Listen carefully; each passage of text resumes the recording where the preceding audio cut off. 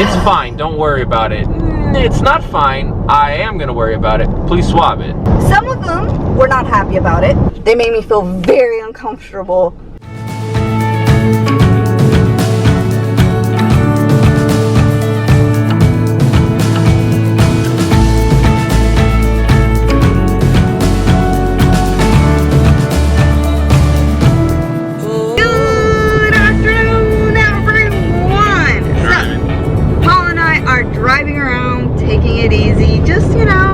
Enjoying our weekend since I can't really do much other than going to doctor's appointments because of the pandemic. You know, we also enjoy a good car ride. So guys, for this vlog, we're just gonna talk to you a little bit.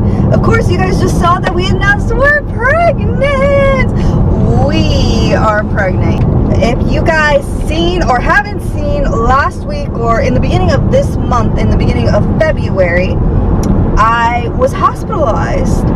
And so much has happened in that hospitalization, but we couldn't say because we're like, we haven't announced we were pregnant, and it was just gonna be so discombobulated and weird. So I was just like, let me do something first. Let me create a cute little vlog for you, let you guys know, then get into the drama with you guys. Oh, guys, look at Paul. He's like, I'm ready for this, because he's like ready to like just scream to the world of what truly happened when I got hospitalized.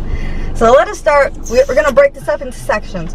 The EMTs, the paramedics. We did get a lot of unique comments of people, you know, defending them. And of course, you know, they're working super hard. I get that.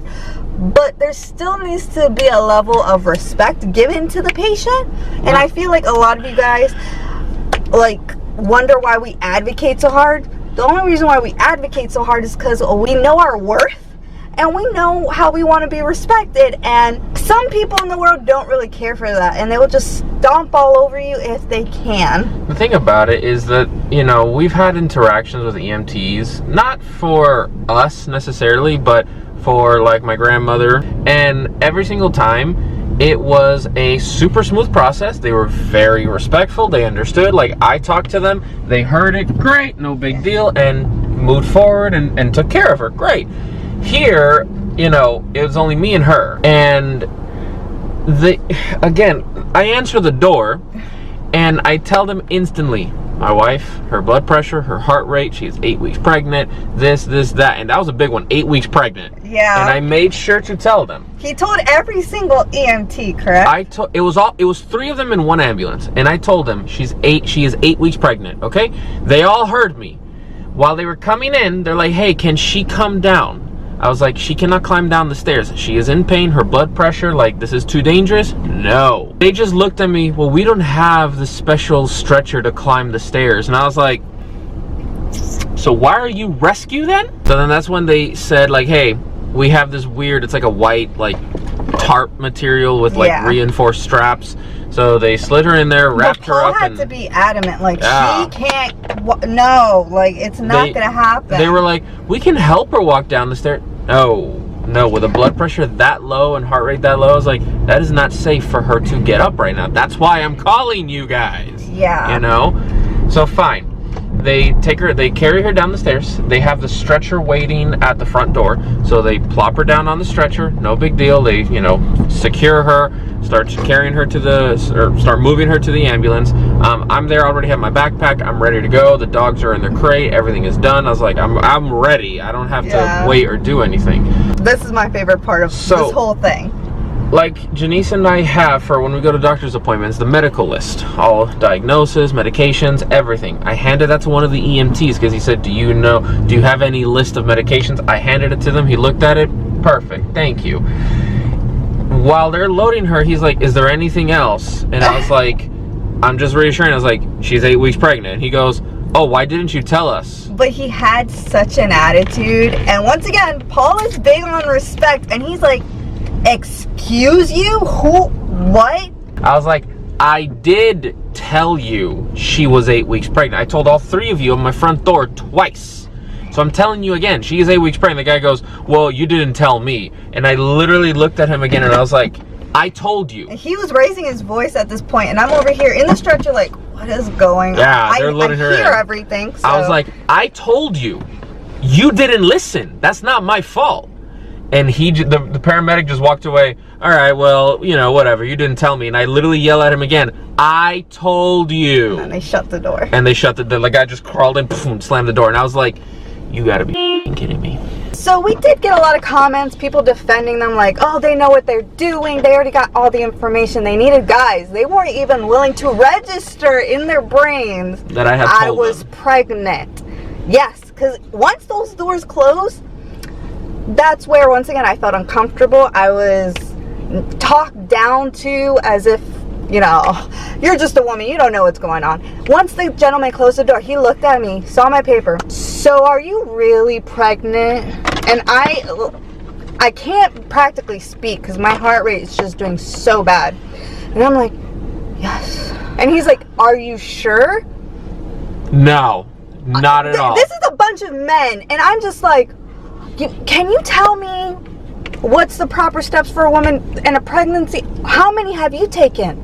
Oh, how many babies have you delivered? Mind you, we have already gone to the OB and had the pregnancy confirmed via ultrasound as well. So that was another thing. The pregnancy is confirmed. It's not like, oh, I just took a test. No, it's been confirmed by the OB.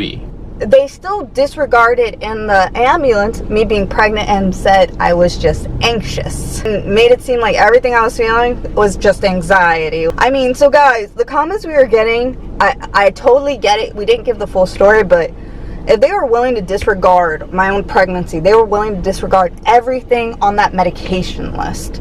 And, you know, Paul had to tell them how many times? At least 3 to 4 times. And again, they're asking me for the medical history. That's fine. It's on the paper. I have no problem in giving you like a quick rundown of it so that you understand it. And then on top of it, you have all the paper with all the history and everything. So you get both. I don't have a problem doing that. I did it. And you have the paper. Everything that I say is on the paper. And then on top of it, you're going to start asking her while she's out of it, not feeling good. And it was more of an interrogating kind of aspect. They were just like, are you sure it's just not anxiety? Are you sure it's just not depression? And once again, it's perfectly fine to want to rule those out, but to just want to say that is it, and we're not going to do anything else is just ridiculous and irresponsible. That's why when we arrived at the emergency department of the hospital, one of the nurses was just saying, because I heard the EMT say it, well, I'm pulling her hair, they're like, yeah, it's most likely just anxiety. First of all, you being an EMT, you're not a doctor, number one. Number two, who are you to diagnose my wife with anxiety when Janice does not have anxiety? She does not have depression. Why are you telling the medical crew here at the hospital that's what she has? No, you literally have the freaking paper in your hand that shows she has a heart condition, she has MALS, she has narcolepsy, she has dysautonomia. Here's all the reference of all the doctors' offices and phone numbers for you to call and verify said information if need be. And some of these doctors are Advent Health doctors, so they can literally see it in the system. Why would you say that? Everything was disregarded, guys. Trust me. They literally looked at her and was like, it's probably anxiety and depression. And again, some people may have that. That's perfectly fine. Do not say that every single person has that across the board right off the bat. That's not right. And once again, guys, I got admitted with a c-diff and a thyroid issue. Yeah, so that's not stuff that can be mental. That's not anxiety. Anxiety is not going to give you C. diff. Anxiety is not going to give you hyper or hypothyroidism. That's an actual medical illness, something that's going on in your body. But remember, EMT said anxiety. You're good.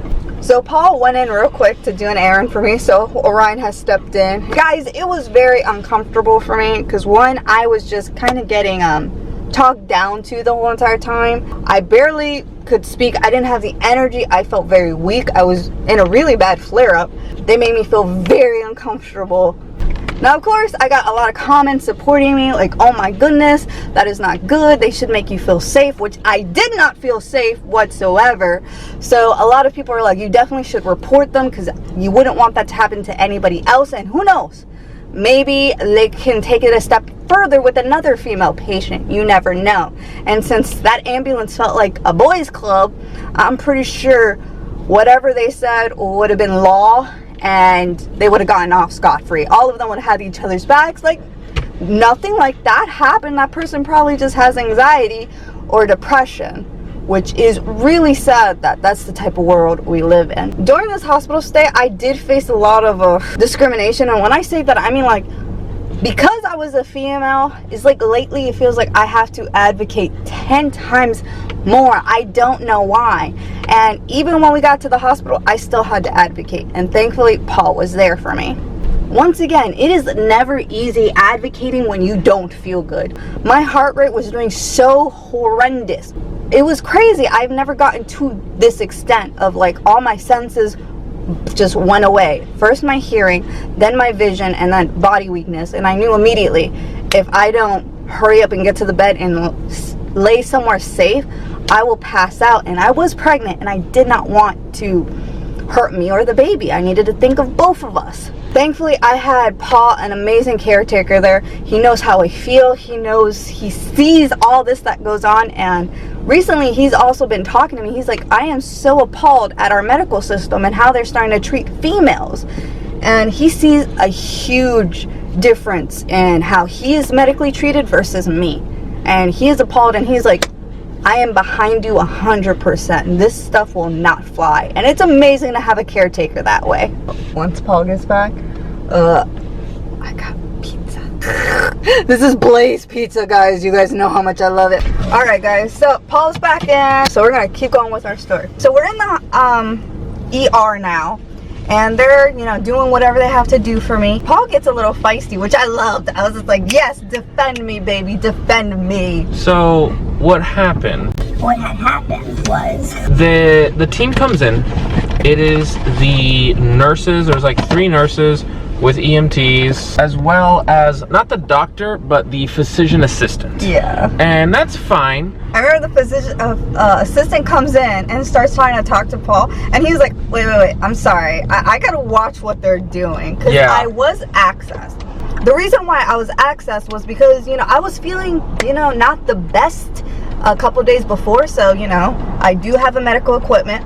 Why not use it when I'm not feeling at my best? So I accessed, and I started doing hydrations like maybe 4 days before getting admitted. But that kind of just prolonged, I guess, this episode.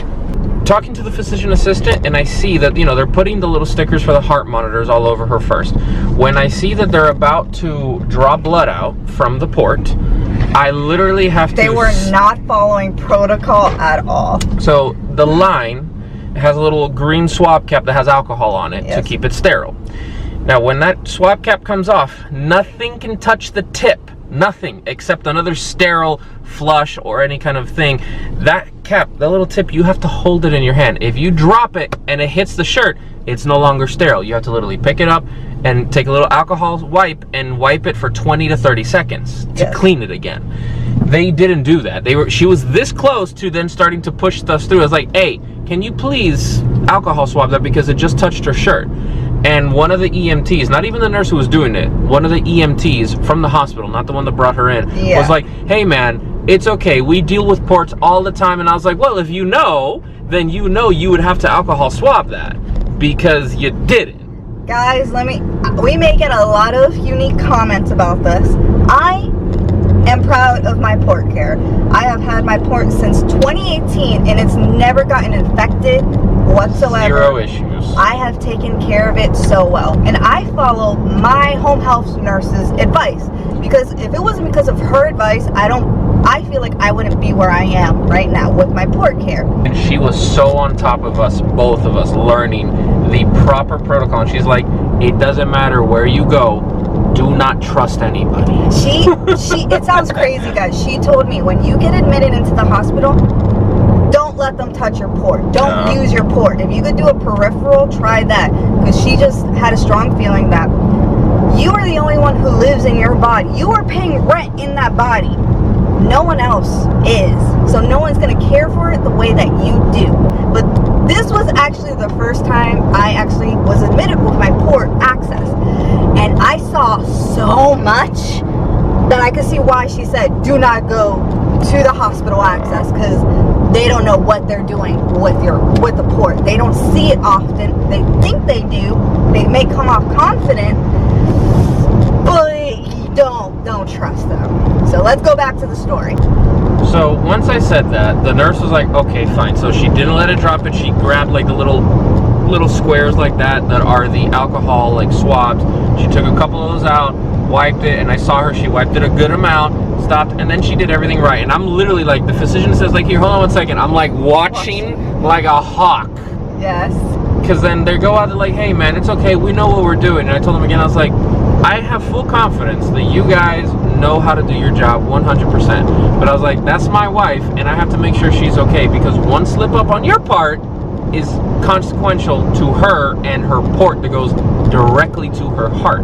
Yeah.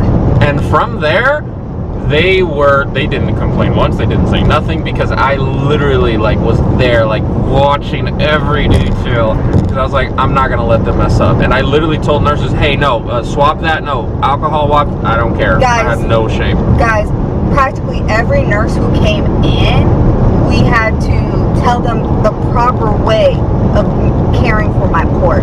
Some of them were not happy about it. There was one nurse, when I was admitted for the 3rd day, she could have worked a little bit more on her bedside manner. Whenever I asked her, hey, can you re-swab, my cap? She did it with an attitude. She barely made us feel comfortable. You could tell she was irked. We were telling her how to do her job.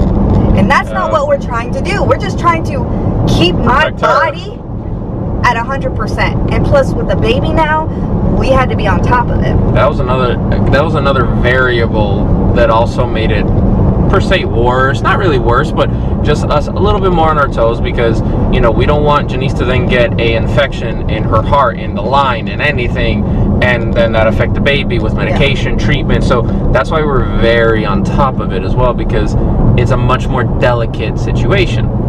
So what ended up happening was, some nurses, when we told them, hey, just please swab everything, they're like, say no more, no problem. They're like, I understand 100%. And I remember some of them, like, I would feel confident, because we had the same nurse like day after day, and I watched her. She swabbed every single thing, did the utmost to make sure that everything is clean.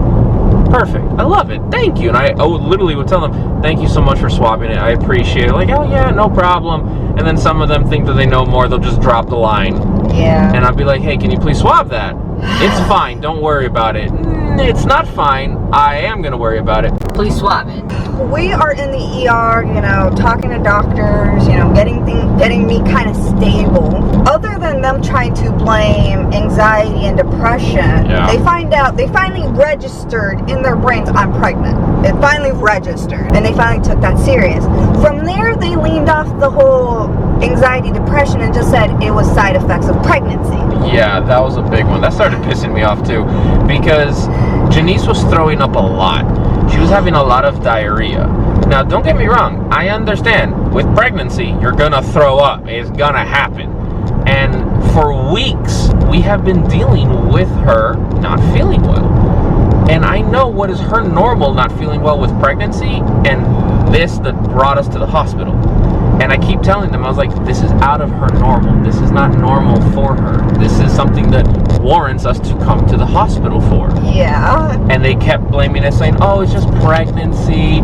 Just, suck on some ginger. You'll be fine. I'm just like,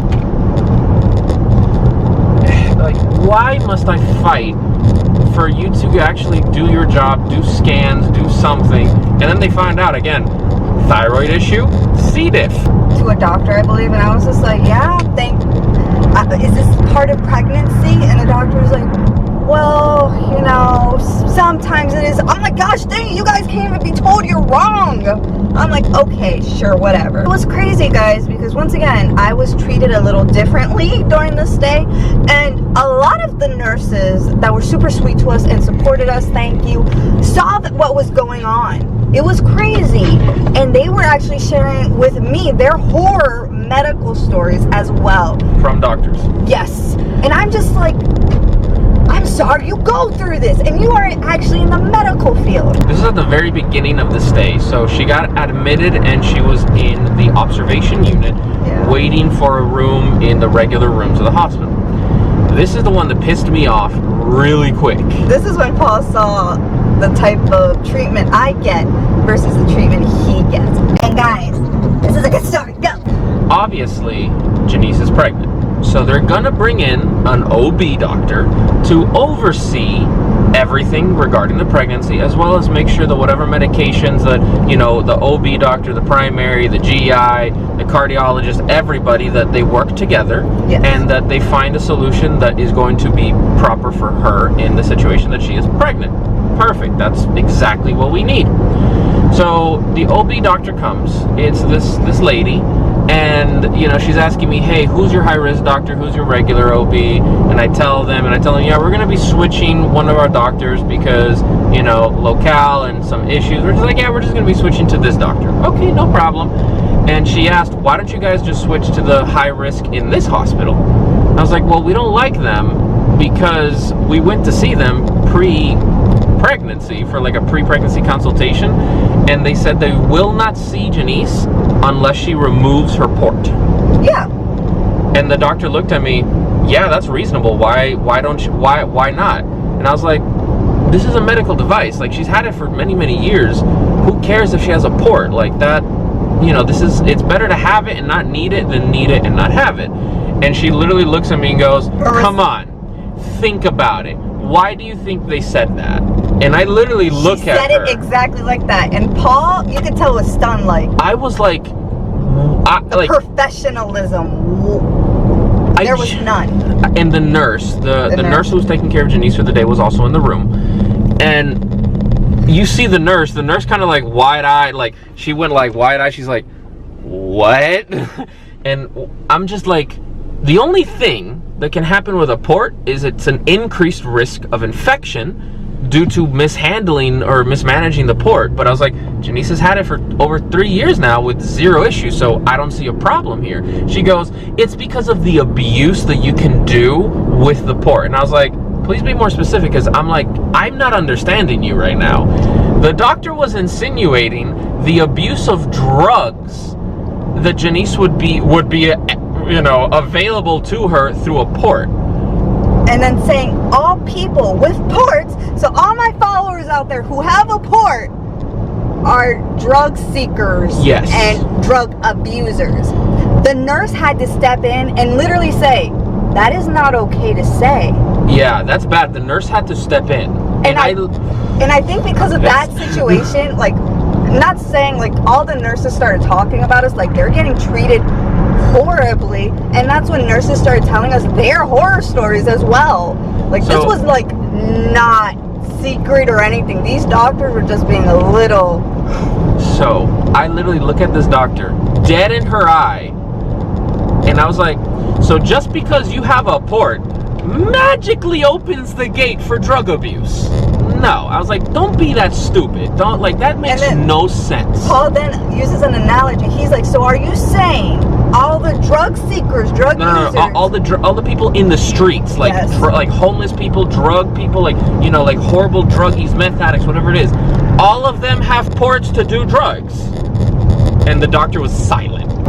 I literally, like, you have no idea how pissed I was. I was like, who the hell are you to be telling me that my wife is a drug seeker because she has a port? Like, how does that make any sense? And I'm not joking. I swear to my grandmother, that's what the doctor said. I wasn't at 100% capacity to advocate. Like, I still was feeling very weak here in the state. I wasn't on any medication. So I just let her know, kind of like, because I see Paul. He is like appalled by her unprofessionalism, and later on he actually asked one of the nurses to never bring that doctor back into the room again. I said it. I was like, I don't want to see that doctor again. Whatever the hell her name was, I was like, I don't want to see that OB again. I want a new one. And they got a new one, and the new one was fabulous. I don't know, like a voice of reason hit my head, and I was just like, well, I don't think that's correct, and a correct analogy or even thought process, because she has my medications list, guys. From that to pregnancy, practically nothing. I'm like, I don't understand what you mean. I'm a drug seeker. And if you saw my medications before even having a port, it was through the roof. Pretty much from there, you could tell she was just, I don't know, she was just not having us just because I had a port. I was already getting judged because of a medical device that I need. which I found ridiculous. It helps her. Yeah, and you know what? To each his own. I understand some medical professionals aren't going to feel comfortable with the port, but we can't brush them off either. We can't just be like, leave them out to the wolves and be like, well, since I don't agree with the medical decisions you have chosen, I'm not going to help you. What? Or blame you, saying you're the reason why, like, you have a problem. That's why you need, like, that. No. That's not right. I see so many comments of people asking me, how do I get a port? I am fighting so hard to get a port. I need a port. It's not something you can just go in the corner and get. No doctor is going to sign off on it. Yeah, you truly need a medical condition that's going to help show that you truly need a port, and it's going to give you a better quality of life. Not only that, but doctors are also hesitant to give a port to people because, again, of the increased risk of infection. Like, yes. The pros have to outweigh the cons. And sometimes for some patients, I'm not saying everybody, sometimes the cons outweigh the pro in certain situations. And that's why it can be difficult for some people to get it. You may not be there yet to warrant a port. And that's why, again, you have to have a good medical team that they're going to take everything into consideration. If it's for you and your medical team's, on your side, they're going to help you. They're going to make sure you get the treatment and, everything that you need. Again, it's a big responsibility having a port. So, guys, that is pretty much what kind of happened. Like, I mean, couldn't tell you guys the whole pregnancy component because we didn't announce it yet. Now we did, and that's what made the stay a little bit unique and difficult. Because in certain aspects we were being listened to about pregnancy, like, oh, okay, then everything must be the pregnancy's fault, and then we get disregarded and just been told it is mental, and it made no sense. I'm like, you guys see my lab, so why are we still continuing saying, it's anxiety and depression? I don't think C-diff causes that. No, not only that, like, it's not all bad. Some doctors were absolutely amazing. The endocrinologist and the GI doctor, like, genuinely were the nicest people you will ever have an interaction with. And, like, I mean, the endocrinologist came, like, quietly in. I could have married him. And he was just like, is she okay? Like, is she sleeping? Do you want me to come back later? Like, he was genuinely, like, super concerned, and, like, I am here to help you, not make it worse.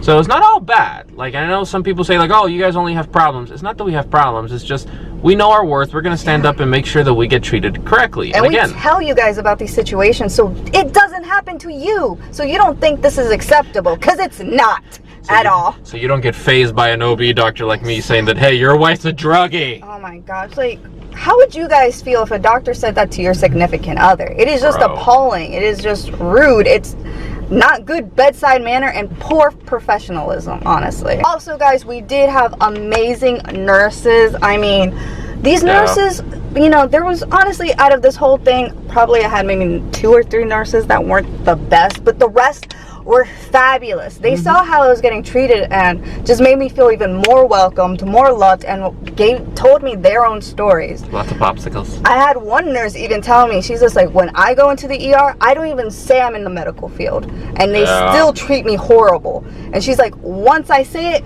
then doors open. And she's like, why do I need to tell them I'm part of the medical field to even have good opportunities and good treatment? It's like, it makes no sense. So many people hear these stories and they're like, what is up with Florida? What's up with Florida being so mean to the people with chronic illnesses? Gosh, it must be the drinking water, honestly. So, guys, this is where we end it. Tell us what you think. Tell us if you think any of this is acceptable, because guess what? It is not. And once again, I want to see in the comment section any of you guys who have a medical port or even a PICC line. Tell us, are you drug seekers? Be honest with me. This is a safe place, because apparently we need to stand up and be like, no, we are not. This is unacceptable. So I want to see what you guys say. Definitely let us know. Thank you so much for all the love and support. It truly, truly means a lot to us. In the description below, guys, you will find the very first link is our baby registry for a little Sushi. Yes, you guys love our nickname Sushi. They didn't like Peanut. Thank you guys for siding with me. Whatever. Majority of them like Sushi better. Sushi's cute. But yeah, guys, if you guys want to help support the channel or just show some love for our newest Raw Life family member, In the description below, you will find our registry. If you guys want to support the channel in another way, we also have our Patreon. Patreon is like a behind-the-scenes, separate social media platform. So we give behind-the-scenes exclusive content, exclusive Patreon-only vlogs, and we even offer some one-on-one Skype sessions with us, the Raw Life family. So if that's something that you're interested in doing, guys, check the links in the description below. Alright guys, this is where we end it. We're going to take it chill. I'm going to relax and enjoy my weekend. I hope you guys are enjoying your weekend as well. Once again, our vlogs are going to be, you know, limited down in the weeks just because we need to take it easy. We need to focus on this little bun in the oven. Building organs. Yes, I work hard every single day. So guys, for now, adieu and good night. Say bye, alright?